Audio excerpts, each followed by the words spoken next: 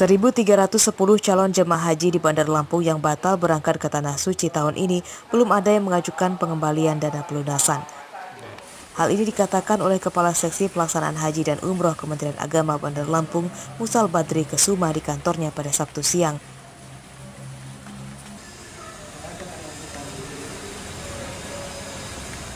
Ada beberapa kriteria risiko terkait penarikan pelunasan biaya haji.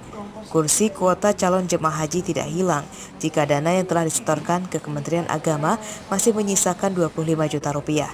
Namun, jika calon jemaah haji menarik seluruh biaya pelunasan, maka pendaftarannya akan dianggap batal sebagai calon jemaah haji. Sampai hari ini untuk pengajuan atau permohonan pengembalian dana setor lunasnya belum ada di Kota Bandar Lampung ini. Itu memang belum ada atau belum mengetahui mereka? Belum ada. Biaya ibadah haji di Bandar Lampung saat ini 35 juta rupiah per orang. Pembatalan keberangkatan haji selama 2 tahun terakhir dampak pandemi COVID-19 juga membuat daftar panjang masa tunggu berangkat haji. Masa tunggu keberangkatan haji saat ini sekitar 20 tahun. Jika warga mendaftar haji pada tahun ini, maka diperkirakan pendaftar tersebut baru bisa berangkat haji pada tahun 2041. Jeffrey Arifin melaporkan dari Bandar Lampung.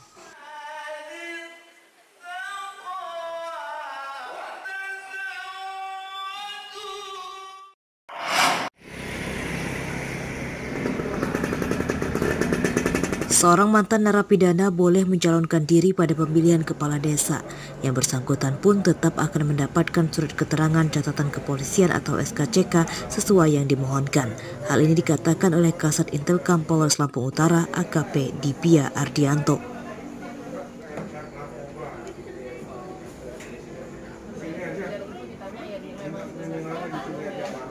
SKCK bagi mantan narapidana untuk mencalonkan diri sebagai kepala desa itu diatur dalam Peraturan Kapolri Nomor 18 Tahun 2014.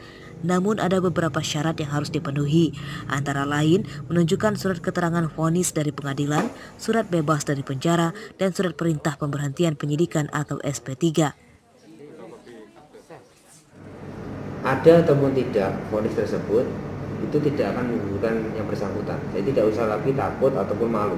Bahkan malah kita ini dari kepolisian ingin sekali membantu. Dalam arti membantu itu adalah agar tidak ada permasalahan di belakang nanti. Karena kan kita tahu bahwa calon pemimpin-pemimpin yang nanti mengawaki desa-desa ini kan harus amanah, pastinya harus jujur. Ya, berarti disinilah kita menilainya.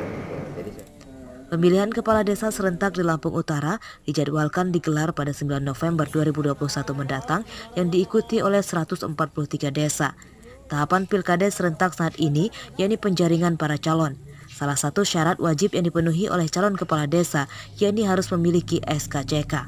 Ardi Yohaba melaporkan dari Lampung Utara.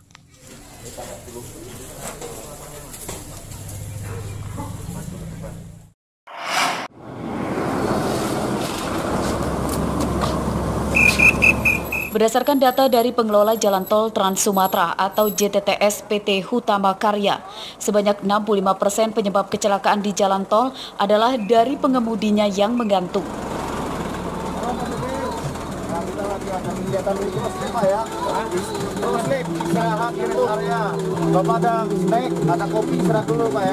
Untuk mencegah terjadinya kecelakaan itu, pihak Hutama Karya bersama Polri dan TNI menggelar operasi mengantuk atau microslip pada Minggu dini hari. Operasi dilakukan di wilayah rest area kilometer 215, ruas Terbanggi Besar, Pematang Panggang, dan Kayu Agung.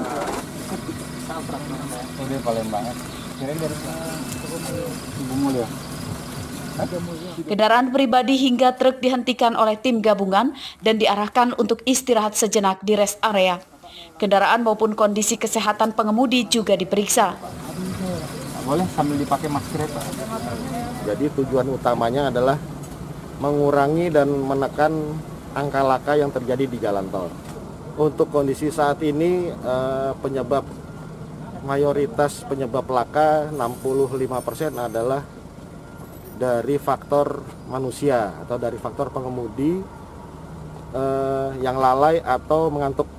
Para pengendara juga mengakui bahwa terkadang mereka kerap lalai dengan kondisi fisik saat di jalan tol. Mereka merasa sangat terbantu dengan kegiatan operasi mengantuk itu. Ngantuk sih tidak, karena udah cukup istirahat. Makanya cuman saya rasakan karena faktor usia, saya tidak mau memaksakan diri, makanya saya ambil istirahat. Kebetulan ada jamuan kopi malam, kopi pagi, ya alhamdulillah bisa sambil ngopi. Operasi dilakukan pada dini hari karena pada waktu itulah pengendara sering kurang waspada. Kadang mereka memaksakan mengemudi meski sudah mengantuk. Dalam operasi juga disediakan kopi serta cemilan gratis bagi para pengemudi yang beristirahat. Arsadi Saputra melaporkan dari Lampung Tengah.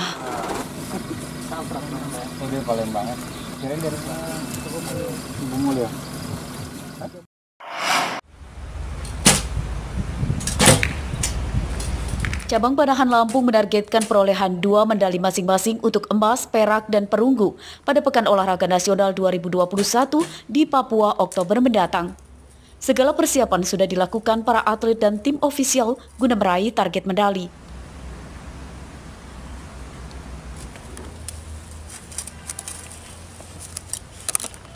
Pada Minggu siang, sejumlah atlet panahan Lampung berlatih di pemusatan latihan daerah Kompleks Pusat Kegiatan Olahraga Waihalim Bandar Lampung.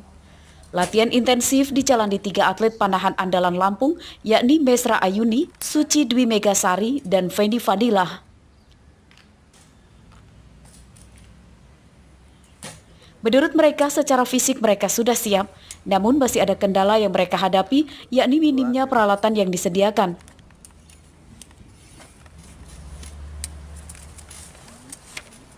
Kayak busur, kayak daerah-daerah lain tuh udah dapat jatah alat untuk pon nanti, ya dapat 2 ini sih, 2 set gitu, untuk cadangan 1, untuk dipakai pribadi 1, apa dan lainnya sih udah siap gitu, tapi secara kayak peralatan tuh kurang.